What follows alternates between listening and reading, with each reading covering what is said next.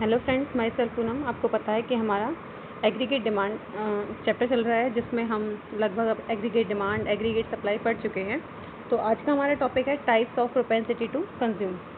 सबसे पहले हम जानना चाहते हैं कि प्रोपेंसिटी का मतलब क्या होता है। प्रोपेंसिटी को अगर हम दूसरे वर्ड्स में कहें तो इसको हम ये अपना कह सकते हैं कि मूवमेंट। Okay, movement. या फिर अगर आप इसको हिंदी में जानना चाहें तो हिंदी में इसका मतलब होता है झुकाव, किसी के अगेंस्ट झुकना। या फिर ये हम अपने मूवमेंट के हिसाब से या झुकाव के हिसाब से इसका ये अंदाज़ा दे सकते हैं कि ये क्या करता है, रेशो में किसी चीज़ का आपको आंसर देता है। ठीक है, आपको किसी चीज़ का आंसर किस में देता है, रेशो में, कि आप कितने रेशो में किसी चीज़ को खर्च कर रहे हैं, उसे हम क्या कहते हैं, प्रोपेंसिटी। ओके, आगे देखते हैं इसका मीनिंग। तो प्रोपेंसिटी हमारे पास दो तरह की होती है, एक होती है एपीसी और दूसरी होती है एमपीसी। जैसे कंजप्शन में होगी वैसे आगे हमारे पास सेविंग में भी होगी। तो आज हमारा, क्योंकि हम कंज्यूम की या कंजप्शन की जानना चाहते हैं, तो ये इसमें दो तरह की है। पहली है आपके पास एपीसी और दूसरी है आपके पास एमपीसी। आज का टॉपिक है हमारे पास एपीसी। इसको अच्छे से देखते हैं एक बार कि एपीसी में क्या होता है। ओके, तो सबसे पहले इसकी मीनिंग देखते हैं कि एपीसी का मीनिंग क्या होता है। तो एपीसी की सबसे पहले full form, average propensity to consume. Average propensity to consume meaning क्या है इसका, APC refer to the ratio.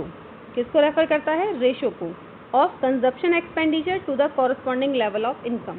यानी कि एपीसी उस रेशियो को कहते हैं जो आपको आपके कंजप्शन और आपकी इनकम के बीच का जो रेशियो होता है उसे इंडिकेट करता है। यानी कि अगर आप अपने कंजप्शन और अपने इनकम के बीच में रेशियो निकालेंगे, कंजप्शन और इनकम के बीच में रेशियो निकालेंगे, तो उसे आप क्या कहेंगे, एपीसी, या फिर एवरेज प्रोपेंसिटी टू कंज्यूम, आप इसको ये कह सकते हैं। ओके, नीचे मैंने इसका डायग्राम फॉर्मूला भी लिखा है। तो एपीसी का फॉर्मूला क्या हो गया, कंजप्शन डिवाइड बाय इनकम, या अगर हम इसको कोडिंग में लिखना चाहेंगे तो क्या लिखा जाएगा, सी डिवाइड बाय वाई। ओके, अब इसको देखते हैं इसमें चेंजेस क्या क्या आते हैं। सबसे पहले हमने अपना एज्यूम कर लिया, वाई वही सेम चल रहा है, 0, 100, 200, 300, 400, सी 40, 120, 200, 280, 360, यही सेम हमने अपने पूरे चैप्टर में रखा है, कोई चेंजेस नहीं करा। अब हमने बताया आपको कि एपीसी का फॉर्मूला क्या होता है, सी अपॉन में वाई। तो मैंने एपीसी कैलकुलेट कर दिया, सी डिवाइड बाय वाई। 0/40 करेंगे तो ऑब्वियसली बात है डैश निकल आएगा, इसको हम कैलकुलेट नहीं कर रहे। 100 डिवाइड बाय 120 डिवाइड बाय 100 कितना आ जाएगा, 1.2। 200 डिवाइड बाय 200 कितना आ गया, 1। 280/300 करेंगे तो 0.933, और 360 डिवाइड बाय 400 करेंगे तो 0.90। अब इसमें एक छोटी सी चीज़ देखिए कि ये स्टार्टिंग में कितना था, 1.2, फिर कितना हो गया है, 1, फिर कितना हो गया है, 0.93, फिर कितना हो गया है, 0.9। यानी कि अगर हम सिंपल कहें तो ये क्या कर रहा है, डिक्रीज कर रहा है। क्या कर रहा है, डिक्रीज। इसका मतलब एपीसी क्या करेगी, डिक्रीज हो रही है, जबकि हमारी इनकम क्या हो रही है, इंक्रीज हो रही है। तो इन दोनों में कौन सा रिलेशनशिप हो गया, हमारा इन्वर्स रिलेशनशिप, कि जैसे जैसे आपकी इनकम बढ़ेगी वैसे वैसे आपकी कंजप्शन क्या हो जाएगी, कम हो जाएगी।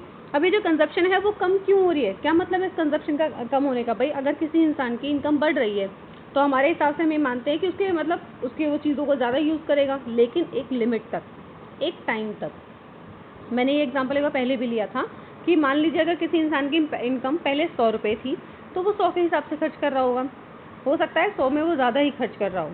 फिर उसकी इनकम 200 हो गई, हम इसी को ले लेते हैं, तो उसने 200 तक खर्च करा। जब उसकी इनकम 300 हुई तो उसने पूरे 300 खर्च नहीं करे हैं, उसने कितने खर्च करे हैं, 280। अपनी इनकम का थोड़ा कम हिस्सा, कुछ हिस्सा उसने बचा लिया, सेविंग कर लिया। तो यहाँ पर उसकी कंजप्शन अब क्या हो रही है, कम हो रही है। ऐसे ही आगे इनकम कितनी हुई उसकी, 400, और उसने खर्च कितने करे हैं, 360। इसका मतलब अब उसने सेविंग ज़्यादा बढ़ा दी। तो यही चीज़ कि जैसे जैसे इनकम बढ़ती है हमारी जो कंजप्शन है वो उस बढ़ती तो है, लेकिन उसी रेशियो में नहीं बढ़ती। ऐसा नहीं है कि भाई 200 तो 200 हो गया, 300 तो 300 खर्च कर देगा, 400 तो 400 खर्च कर देगा, नहीं। एक टाइम तक जब पैसे नहीं होते हैं तो इंसान के पास उसके खर्चे ज़्यादा होते हैं। जब इनकम आनी, रेगुलर आनी स्टार्ट हो जाती है तो खर्चे क्या होने हो जाते हैं, मिनिमाइज होने स्टार्ट हो जाते हैं, क्योंकि अब उसे पता चल जाता है कि भाई इतनी इनकम है, इतने मुझे खर्च करने हैं, बाकी मुझे क्या करने हैं, अपने लिए, अपने फ्यूचर के रिगार्डिंग मुझे सेव करने हैं। ओके, तो हमारे पास हम जो रेशो देख रहे हैं, क्या देख रहे हैं, एपीसी। तो वाई और एपीसी अगर हम इनको देखें तो एपीसी क्या कर रहा है, घट रहा है, ठीक है, जबकि इनकम क्या कर रही है, हमारे पास बढ़ रही है। ओके, इसका डायग्राम भी है, डायग्राम देखिए आप लोग। हालांकि डायग्राम इसका सिंपल वही है कि भाई अगर मैं इसको यहाँ ड्रॉ कर देती हूँ तो यहाँ पर ये हमारे लिए क्या है, हमारा कंजप्शन। इस तरफ हमने क्या दिखाई, अपनी इनकम, और इधर हम क्या दिखा रहे हैं, अपनी कंजप्शन को। तो अगर मुझे APC चेक करना है तो फॉर्मूला क्या हो जाएगा, C डिवाइड बाय वाई, यानी कि वो पॉइंट क्या हो जाएगा जहाँ पर C और Y को मैं दोनों को डिवाइड कर रही हूँ, वो क्या कहलाएगा मेरे लिए, APC। ओके, अब इस डायग्राम के, हालांकि इसमें डायग्राम कुछ खास नहीं, सिंपल सा डायग्राम है, क्योंकि अगर आप टेबल बनाते हैं तो डायग्राम बनाने में थोड़ा सही अच्छा लगता है। अब इससे कुछ इंपॉर्टेंट पॉइंट्स भी हैं, उनको हम डिस्कस करते हैं। हमने कहा कि APC जो हमारे पास आ रहा था उसका पहले, मान लीजिए पहले क्या आया आपके पास, 1.2 आया, फिर 1 आया, फिर 0.93 आया, उसके बाद क्या आया, 0.9, ये आ रहे थे। ठीक है, अब अगर मैं इसकी वैल्यू को कंपेयर करूँ तो भाई मैंने मिड वैल्यू क्या मान ली, 1, एक बार वैल्यू क्या है 1, एक बार 1 से ज़्यादा और एक बार 1 से कम।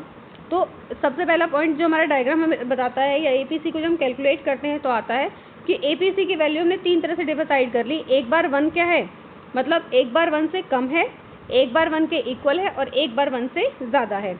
अगर APC क्या है, ज़्यादा है, ठीक है जी, अगर APC क्या है आपका, ज़्यादा है, यानी कि 1.2 आ रहा है, इसका मतलब वो क्या कर रहा है, मोर कंजप्शन, ज़्यादा से ज़्यादा चीज़ों को खर्च कर रहा है।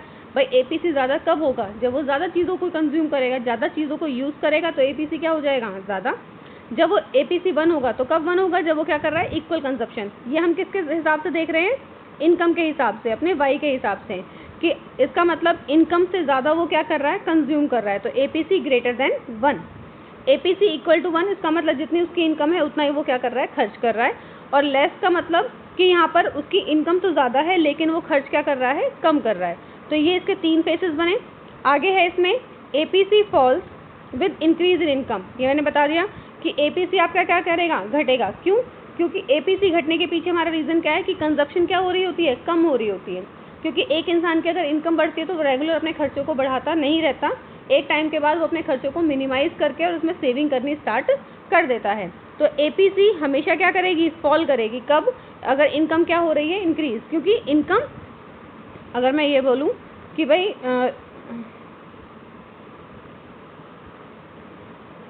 अगर एक आ जाए कि भाई वाई और APC, ठीक है, तो हम ये बता सकते हैं कि अगर वाई इंक्रीज होगा तो APC क्या होगा, डिक्रीज।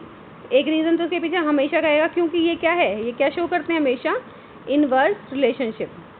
क्या शो करते हैं हमेशा, इनवर्स रिलेशनशिप। आपने 11th में पढ़ा है कि जिस तरह से हमारी जो डिमांड है वो क्या करती है, इनवर्स रिलेशनशिप शो करती है। तो इस तरह से वाई और APC भी क्या करते हैं, इनवर्स रिलेशनशिप शो करेंगे। तो अगर APC क्या हो जाएगी, घट जाएगी, डिक्रीज हो जाएगी, अगर हमारी इनकम क्या हो रही है, बढ़ रही है तो। ओके, नेक्स्ट आपके लिए एक पॉइंट है, APC can never be zero. हालांकि इसका आंसर इसमें मैं आपको बहुत बार बता चुकी हूँ कि हमारी कंजप्शन कभी ज़ीरो नहीं होती है, तो हमारी APC भी कभी ज़ीरो नहीं होगी। हालांकि मैंने इसकी हिंट दे दी है, लेकिन आज के लिए आपका क्वेश्चन भी यही है, APC can never be zero, why. मैंने अभी आपको सिर्फ एक लाइन में आंसर दिया है, आप मुझे इसका एग्जैक्ट पॉइंट का आंसर लिख कर देंगे। ओके बेटा, तो आपको इसका आंसर मुझे मेरे कमेंट बॉक्स में लिख कर देना है, ताकि मुझे पता चले कि आपको वीडियो समझ आई है या नहीं आई है। Okay, thank you, have a nice day.